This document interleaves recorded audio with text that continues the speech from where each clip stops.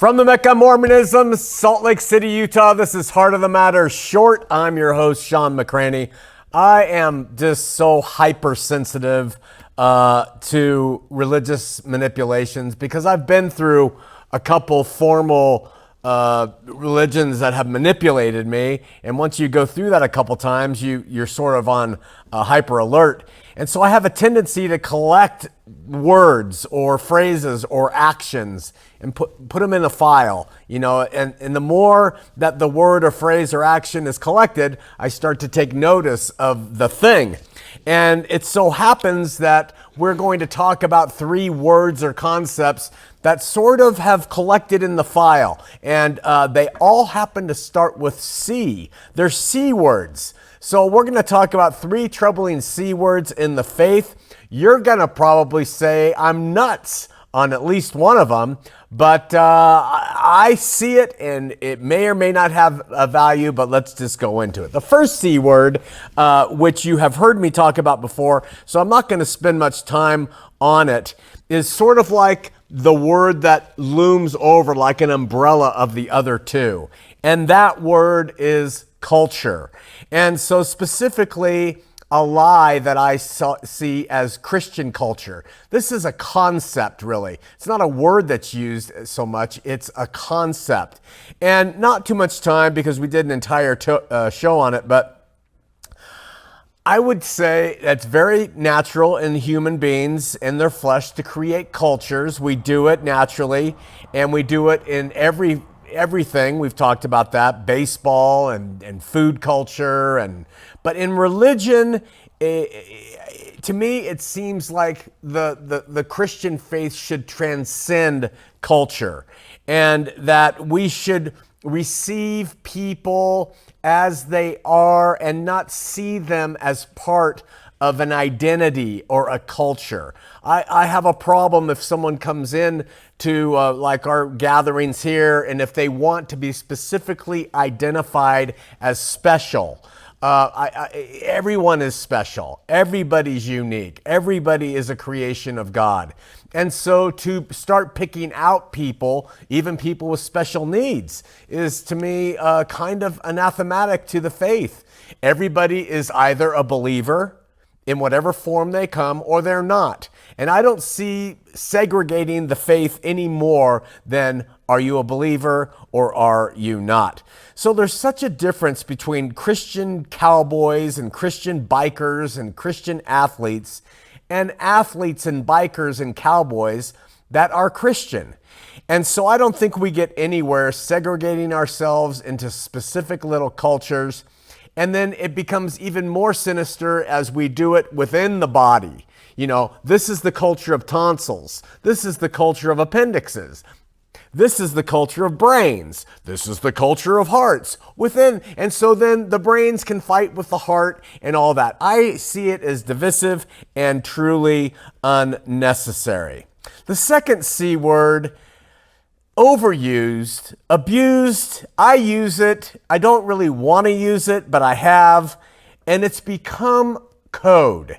The word is so pregnant, it's code today. And that word is concerned. Now understand, I think that concern is a great word when we're talking about the welfare of another person. And I talk about the physical welfare.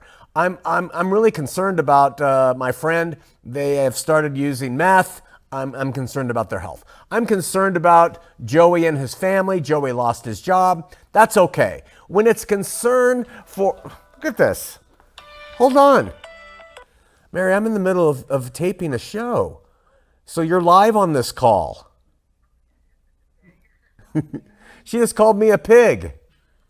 Seth laughed, and Kathy Maggie said, "Hi, Mary. I'll talk to you later." That was my wife.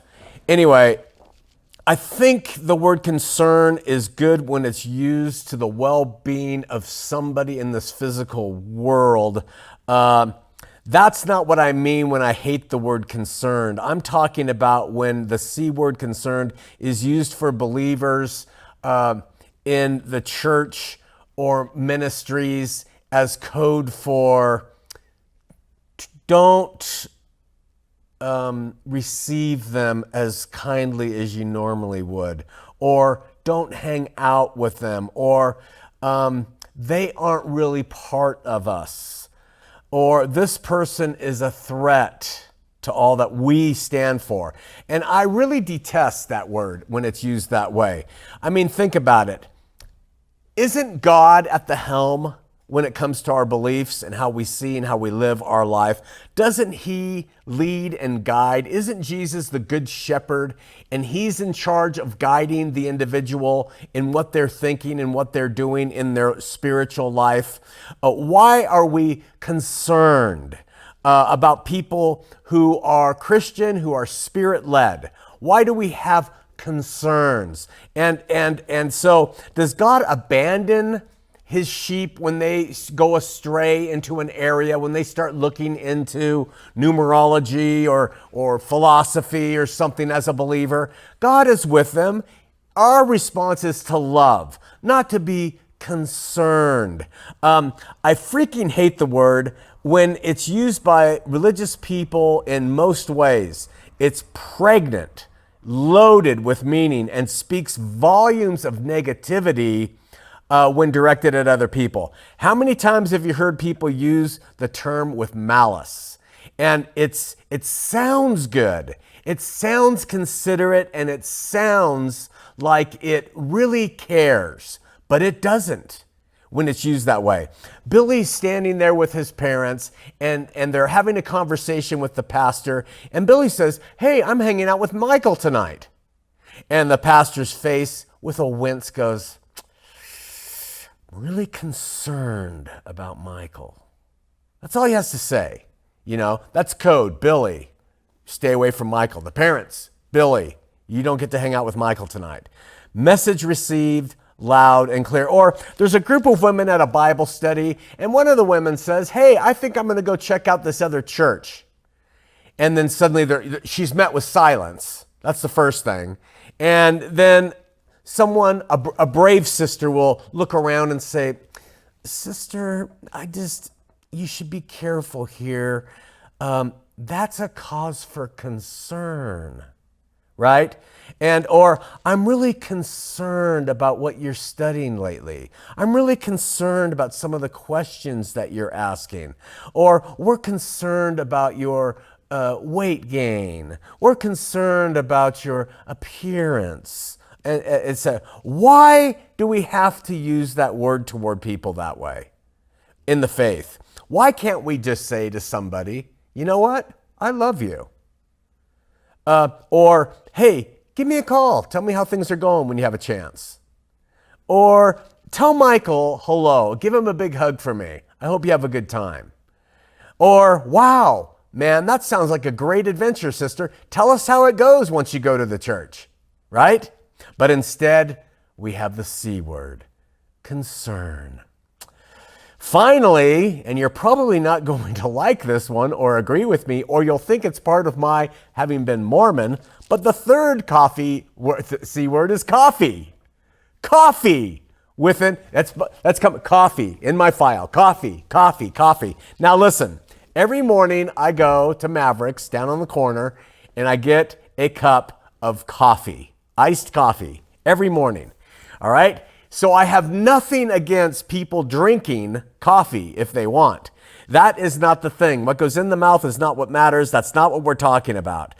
So it's not about me having been a Mormon, but I am talking about the Christian concerning culture of coffee and the absurd use of it within institutional religion. So quite frankly, I really hate the culture of it. It's another culture, but I hate how it is used in the hands of the institutions. And let me explain why. Have you ever gone to a church? You know, you show up 15 minutes early. What do you see? They're pushing coffee. They push coffee. And they either give it to you, they hand it to you free, or worse yet, they sell it to you, which is more of a concern as far as I'm concerned. But why do you think that is? Now, sure, it's a social lubricant. Sure, a lot of people drink coffee. They like coffee in the morning, churches in the morning. So you could say there's nothing to it. But the water fountain is a social lubricant. Drinking water is something that people can do. And I know people don't like it as much.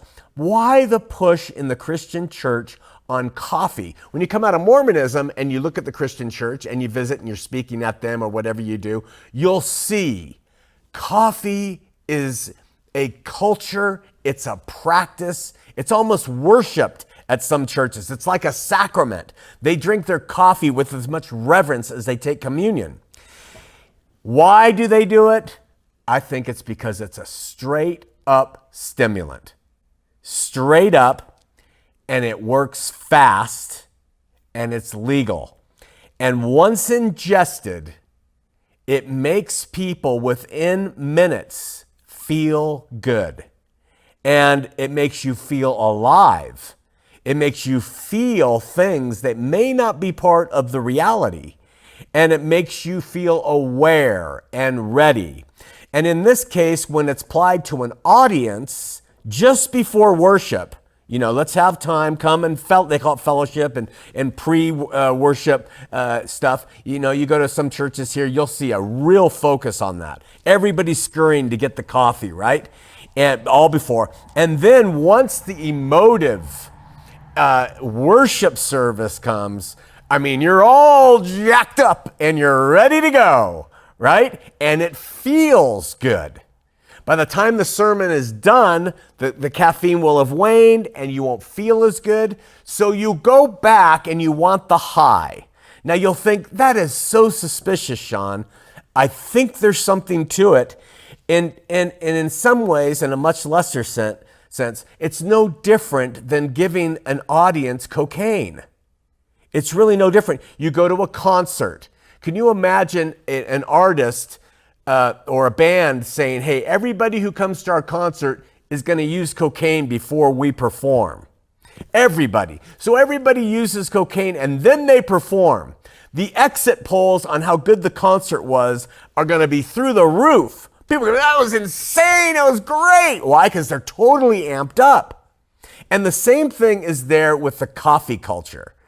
Again, I'm not against individuals drinking coffee. If you go get your coffee and you go to church, it's just part of your daily thing, or you get it at church, whatever. But I'm just saying, in the hands of institutions, it's purposeful and it's pushed and it's even sold and it's amply supplied because it serves a tremendous purpose for the pastor. Plus, it keeps you awake during the sermon. And that's hard to do. So when you stimulant, it's going to serve them.